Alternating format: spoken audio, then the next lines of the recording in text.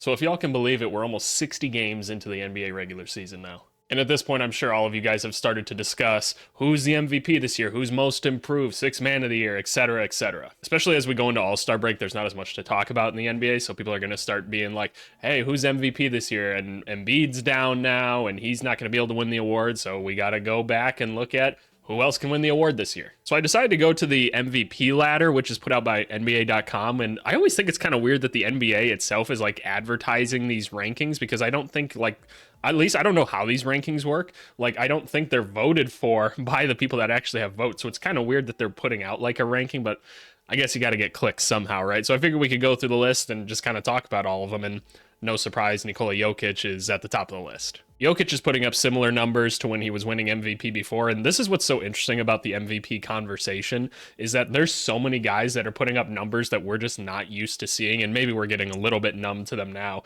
But like, I think back to when like Derrick Rose won MVP, like, and that's when I was like just huge and getting into basketball in that sense. Like, I was really watching basketball all the time for the first time, and they were like, yeah, he scores 25 points a game, and we were like, whoa, that's crazy. Now it's like, now you got to score 30 points, you better get at least 10 rebounds and 9 assists as well to even be considered in this conversation, right?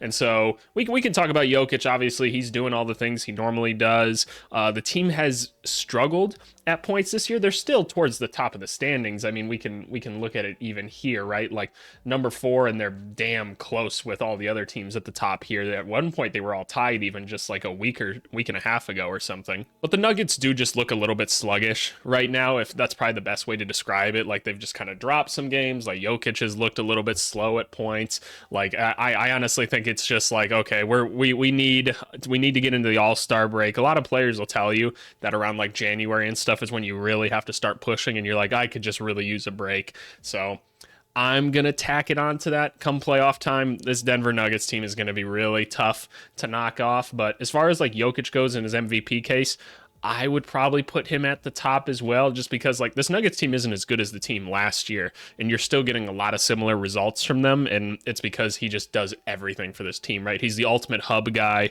so not surprised to see Jokic on top. Number 2, Shai Gilgeous-Alexander. Yeah, I'd probably put him number 2 as well. Obviously, the scoring is crazy. You don't even see the steals per game on here. Here it is. And actually, number 1 in steals, 115, and he's 14 points away from passing Giannis for the league total in points. I think what's so interesting about Shai is he's kind of like Kevin Durant, and just pause, wait with me for a second.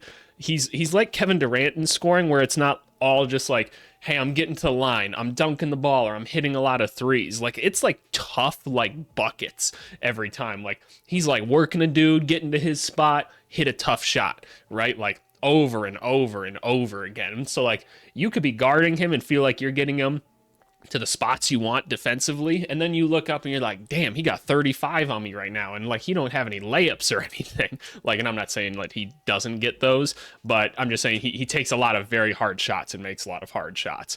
And I think the case is going to be made for Shai to get MVP, because this Thunder team is rising in the standings a lot quicker than people thought. It's a very young team, right? Obviously, Gordon Hayward is now kind of the vet that they've just added onto that team, but otherwise it's a lot of really young, inexperienced basketball players, and he's leading the charge full on. Not to mention, he's just like clutch too. Like, he's one of the dudes in the NBA that if you got him in the fourth quarter, you feel pretty good about your chances walking away with a win. So I like the idea of having Shai number 2. Who do we got next? Giannis. Okay, yeah, no, that's fair. So the things to look at with Giannis, at least number-wise, right? Like, they list it out here very well. Over 30 points a game, 60% shooting. That is absolutely nuts. What's going to hold him back is the fact that, like, he's kind of the key cog defensively. People will say it's Brook Lopez and the drop coverage and everything, and I get that. But at the end of the day, you're going to look to Giannis first and be like, he's got to be the one taking on the lead of defense. And the Milwaukee Bucks are pretty horrendous defensively right now. Something to talk about, which actually just happened at the time of recording this last night, and I see they're listing it off here, so I'm guessing they just wrote this. But Doc was calling out the team last night, being like, yeah, they kind of phoned it in like last night and like the game before, saying like, yeah, they're all tired. They're all imagining being in Cabo right now, and I think that's the country he used or whatever. But yeah, they're in the same boat as like the Nuggets, where it's like they've done it before and everything, and these boys are like, man, just get us to the All-Star break, man. We need to chill for a little bit. But obviously, you see the case. We all know how how important Giannis is to this team and everything, especially on the defensive end. So I think what's going to hold him back is the fact that defensively they just haven't been very good. And I understand the Drew Holiday drop off and everything, but like this team just hasn't seemed to be clicking with things. And I think it all kind of stemmed from when they brought in Adrian Griffin and they tried to change things up. And so now they're trying to learn some new things again in the middle of the season, bringing in a new coach again who's probably trying to change things a third time, right? It's just, you're asking a lot out of a team. And luckily you have a lot of veteran players on this team, so hopefully they get it figured out. Come playoff time, these dudes are going to lock in, and there's a ton of talent on the team. Giannis winning MVP this year, I think you'd have to see a pretty substantial turnaround on the team's defensive end for people to really vote for him. All right, Luka Doncic. So I put out a video yesterday about Luka, which I guess I should have titled the video a little better because people really thought I was like kind of narking on Luka or whatever for saying that he's not very good. I encourage y'all to watch the whole video, and I'll try to title things better next time.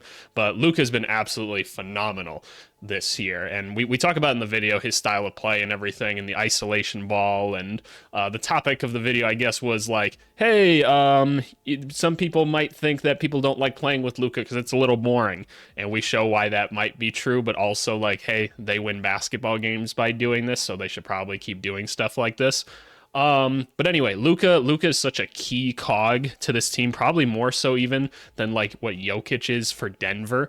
Like Luka really like carries a lot of the load. It's different because he's playing a different position, right? Like at the end of the day, like while Jokic is bringing the ball up the court sometimes, a lot of times Luka is bringing it up, and the ball could be in his hands the entire possession, right? Like, and that's not infrequent that happens. So I think now that Luka, because they're on a 4-game win streak right now, basically since the trade deadline has happened, and they've been beaten on teams since they made those trades. And those are great trades. We've talked about those on the channel as well. Adding Gafford and Washington, more importantly, getting Grant Williams off the team. We might see Dallas start to shoot up these rankings a little bit. Right now, they're in 7th. They win a couple games, they could be up to 5th, and who knows, like if these teams start eating each other alive up here, maybe Dallas shoots up. If they shoot up in the rankings and they're playing this level of basketball where Luka gets to distribute a little bit more, he's got just this well-rounded team around him now, I wouldn't be surprised if Luka could fight his way up to literally number 1.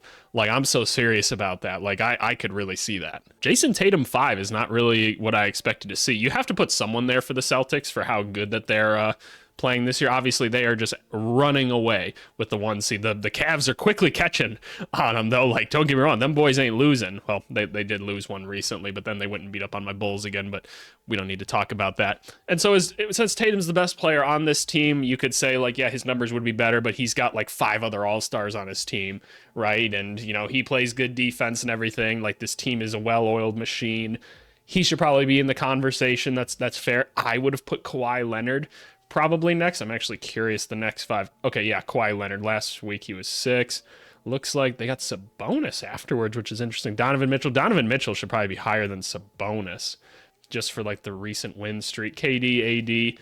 I don't understand the Anthony Davis one. I'm getting off topic a little bit, but like Anthony Davis, like people have been saying like, yeah, he's having a great defensive season and everything. Like the numbers don't really like reflect that necessarily. Like, yes, he is a defensive force and like on court is different than numbers. Like, I'm not saying he's a bad defender by any means, but some people are trying to make like DPOY cases for AD, and I don't necessarily see that, but that's just me, right? But yeah, let's talk about like Kawhi Leonard as well. Like just the availability that he's had this year has been awesome to see again. I don't think any of us planned on seeing him play this many minutes again, and the Clippers have figured it out, right? They're playing phenomenal basketball right now. They're right up there with the rest of them, with the Thunder, Timberwolves, Nuggets, and like let's be real, all these other teams are going to be competing as well. They all very well can make a run at things.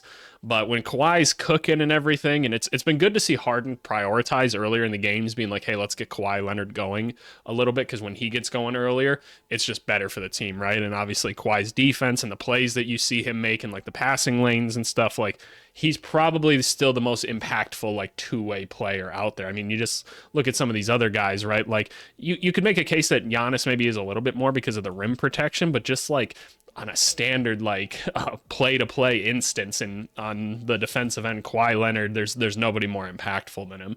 So I would make a case that Kawhi Leonard should be at least in this top 5. I don't know if you can put him above the other guys, just because there's a lot of good basketball players, man. It just is what it is. But man, I'd make a case to put him up higher. Yeah, if I was to make a prediction, what's going to happen? I think it's important to remember with the MVP race that for whatever reason, people have this perspective that like once you win these MVPs, that like it somehow is like harder for them to win it again. Like by all logical senses, like Jokic should probably be the MVP again, but people are gonna be like, he's won it before and everything, and like this guy's fun and new to talk about, so let's go and vote for him and everything, right? And so that's gonna play into it, and that's why I kind of think that if Luka keeps winning games and they like keep beating on people, right? Like, so they have a lot of success. He's throwing lobs to Daniel Gafford and Derek Lively. PJ Washington's attacking all of his closeouts and everything. You got Josh Green waiting in the corner, hitting threes. Kyrie Irving's playing solid too, right? Like everybody's just clicking and Luka's still kind of heading all of that. They go up in the rankings. I bet you Luka wins it. Like I truly do, just because like he commands so much of the team's like offense, and we can talk about his defensive intensities and everything like that, but like he's literally backpacking this team at points, and you could look at the first half of the season even and say he completely carried this team without Kawhi, or without Kyrie, excuse me. So people, there's always the recency bias and things, but look at the first half of the season, he dragged this team. So I don't know. I want to make a case for Luka winning MVP and stuff, which is, again, kind of funny after a lot of people thought that I was kind of hating on him in the last video, but whatever. I'll try to be more clear next time. I apologize. Yeah, that's kind of what we're looking at with the MVP race so far. You guys let me know if there's someone else that should even be on this list. Donovan Mitchell was the only other sleeper one I had. If the Cavs keep winning games, I mean, you're going to have to at least talk about it, right? He's the best player on that team. You might be able to argue that Jared Allen might be more important, funny enough, but that's a whole nother thing. But yeah, you guys let me know what you think and everything. Obviously, unfortunate to see Embiid go down and everything. It would have been his MVP this year again, but is what it is, man. That's just the unfortunate part of basketball. Yeah, leave a comment, subscribe, do all that stuff, and we'll see you guys next week. Bye.